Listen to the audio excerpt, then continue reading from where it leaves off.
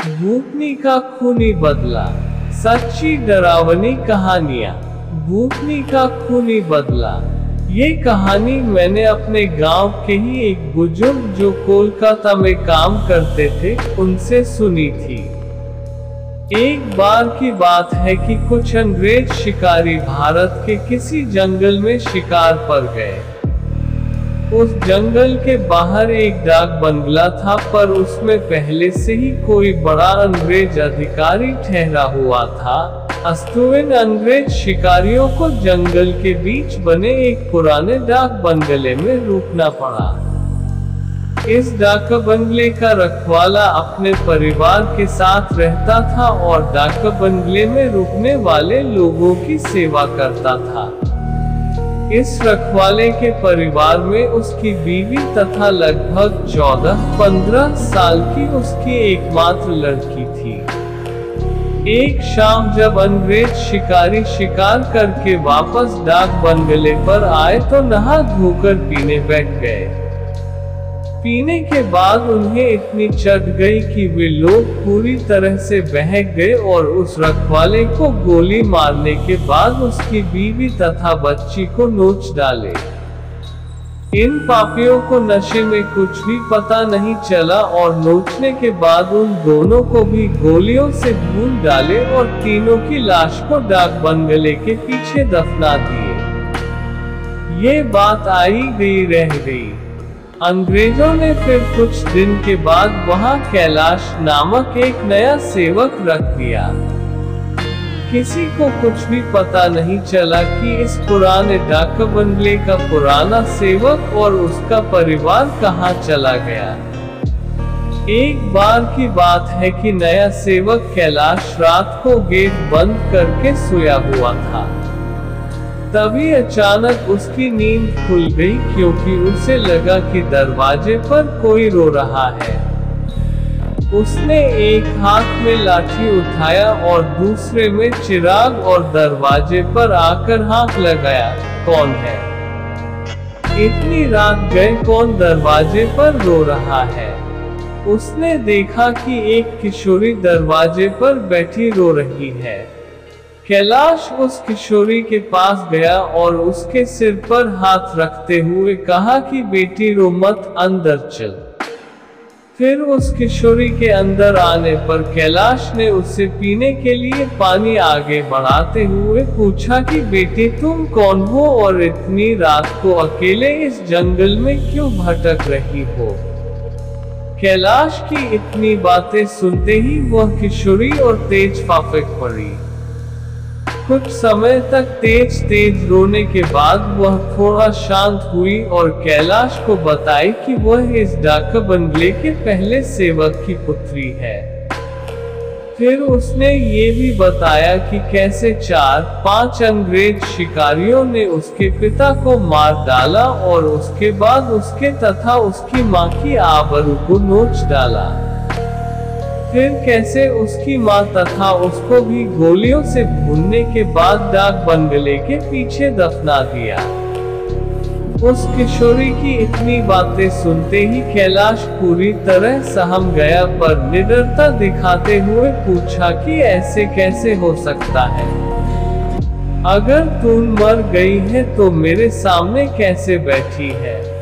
कैलाश की यह बात सुनते ही वह लड़की अचानक गायब हो गई और कैलाश कुछ समझ पाए इससे पहले ही वह उस कमरे की दीवार पर उल्टी टहलती नजर आई। कैलाश यह नजारा देखकर पूरी तरह से सहम गया। फिर अचानक वह लड़की आकर कैलाश के सामने बैठते हुए बोली कि काका आप डरिए मत, मैं आपका कुछ भी बुरा नहीं करूंगी। धीरे धीरे कैलाश का डर जाता रहा और उसने अपने मस्तक पर आई पसीने की बूंदों को गमछे से पोंछ लिया। फिर उसी रात को उस लड़की ने वह जगह दिखाई जहां उन तीनों को दफनाया गया था। कैलाश ने कुदाल से खोदकर उन तीनों के अस्थिपंजर को निकाला। फिर कैलाश ने उस किशोरी से वादा किया कि वो उन अंग्रेज शिकारियों के खिलाफ कोर्ट जाएगा और किशोरी को इंसाफ दिलवाकर रहेगा। कैलाश की बातें सुनकर वह किशोरी रोते हुए बोली कि काका, आपको कुछ नहीं करना है, बदला तो मैं लूंगी, बस आप मेरी थोड़ी सी मदद कर दे। फिर क्या? उस किशोरी के बताए अनुसार कैलाश ने बीमारी का बहाना बनाकर उस डाका बंगले की नौकरी छोड़ दी तथा उस किशोरी को किए वादे के अनुसार उस किशोरी के माता पिता की अस्थियों को जला दिया तथा उन दोनों के नाम पर पूजा पाठ भी करवाया।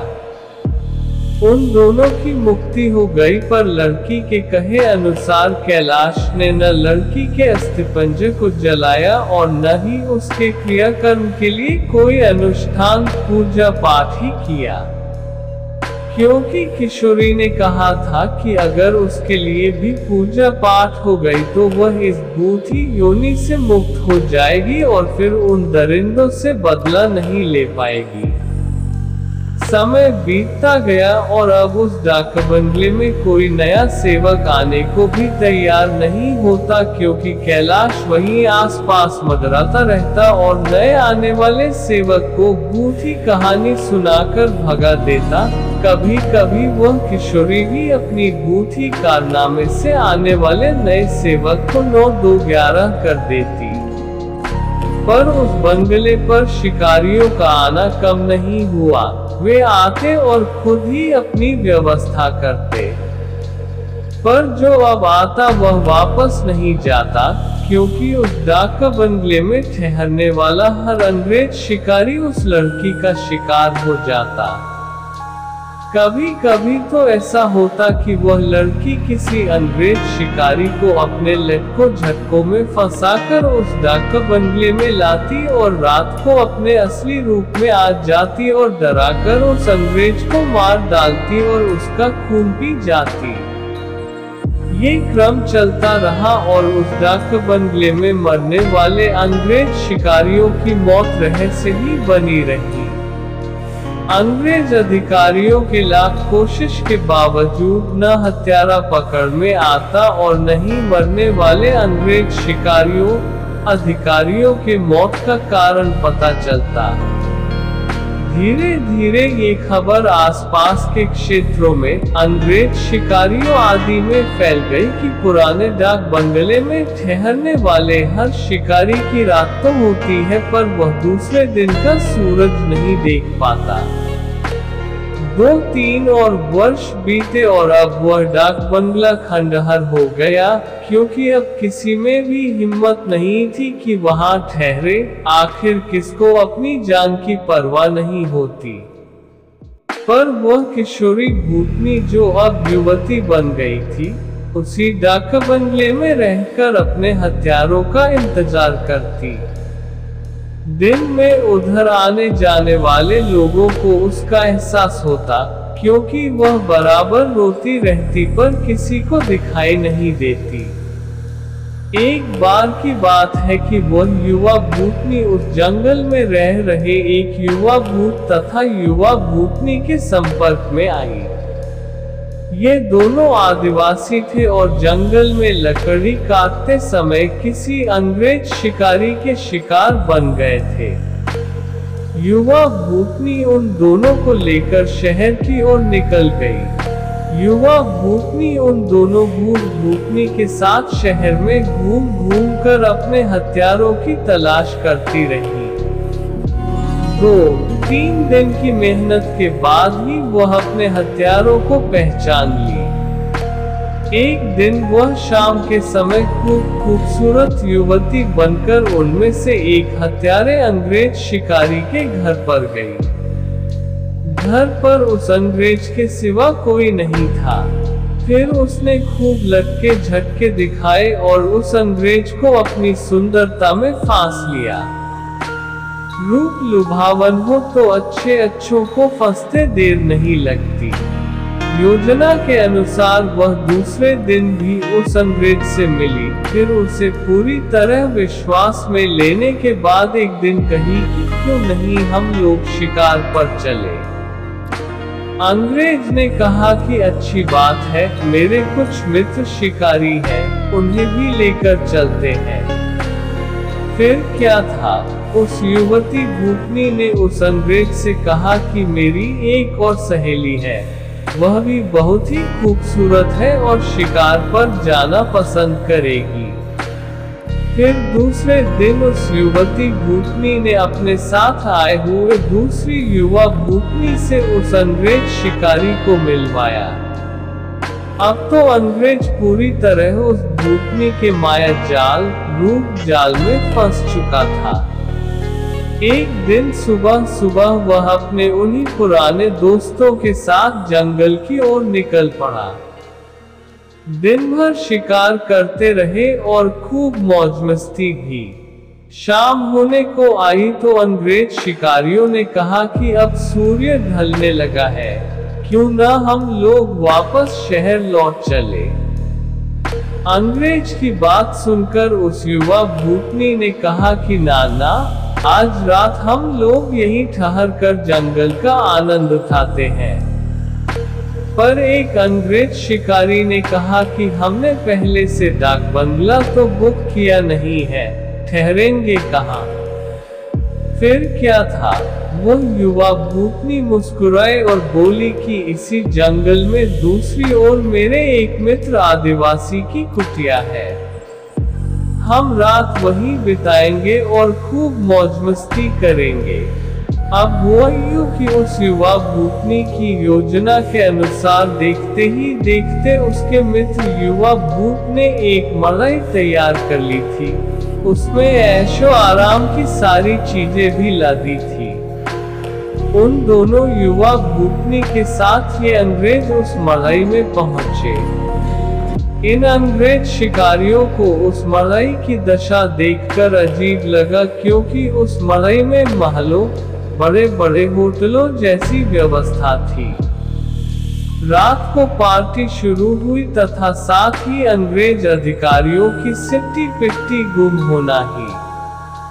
क्योंकि पहले तो उन दो युवा भूतनी जो देखने में बहुत खूबसूरत लग रही थी, अचानक बहुत ही डरावनी रूप बना ली। ऐसा रूप जिसे देखते ही अच्छे अच्छों की पैंट गीली हो जाए।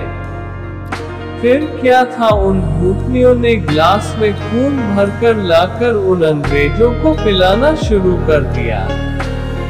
किसी अंग्रेज की हिम्मत ही न थी कि वह ना करे, क्योंकि सब के सब पूरी तरह से डरे हुए थे और कांप रहे थे। अचानक आदिवासी युवा भी विकराल रूप में आ गया और अचानक उछलकर पास के एक मोटे पेड़ की मोटी शाखा को उछलकर इतना जोर से खींचा कि चर्र की आवाज के साथ वह मोटी शाखा टूट गई। उसके बाद वह विकराल भूत उन अंग्रेज शिकारियों में से एक को पकड़कर पैर के नीचे दबाकर देखते ही देखते चीर दिया और उसके खून को पीने लगा। उसका खून पीता देख दोनों भूतनियों ने भी लंबी लंबी विकराल चीख निकालते हुए खून पीने में उसका साथ देने लगी और साथ ही अपने बड़े बड़े नाखूनों से उसका शरीर जगह जगह से चीरने लगी। उस युवा भूतनी ने तो भयानक आवाज निकालते हुए दौड़कर एक दूसरे अंग्रेज शिकारी के पास पहुंची और उसकी आंखों में अपने विकराल भयावह भाले जैसे नखों को डालकर उसकी दोनों आंखों को निकालकर खा गई। इसके बाद उन तीनों भूतनी भूत ने एक एक कर सभी अंग्रेज शिकारियों को मार डाला। दूसरे दिन उन अंग्रेजों की खोज में गए अंग्रेज अधिकारियों को उनकी ऐसी विभत्स लाशें मिली जो देखने में बहुत ही भयावह लग रही थी। उनको ऐसे नोचा गया था कि लगता था कि यह किसी मनुष्य या जानवर का काम ही नहीं हो सकता। कैलाश को तो सब कुछ पता ही था, पर वह किसी को कुछ नहीं बताया। फिर एक दिन समय निकालकर गोपनीय रूप से कैलाश ने उस युवा भूतनी के कंकाल को भी जला दिया तथा उसकी मुक्ति के लिए एक पूजा करवा दी। यह एक काल्पनिक कहानी है, पर हकीकत भी हो सकती है उन लोगों के लिए जो अपनी शक्ति, संबंधों का नाजायज फायदा उठाते हुए गलत कार्यों को अंजाम देते हैं और उन्हें लगता है कि कोई उनका बाल बांका भी नहीं कर सकता। हमेशा वैसा ही कार्य करें जैसा आप दूसरों से अपने तथा अपनों के प्रति चाहते हैं। जय बजरंग बली।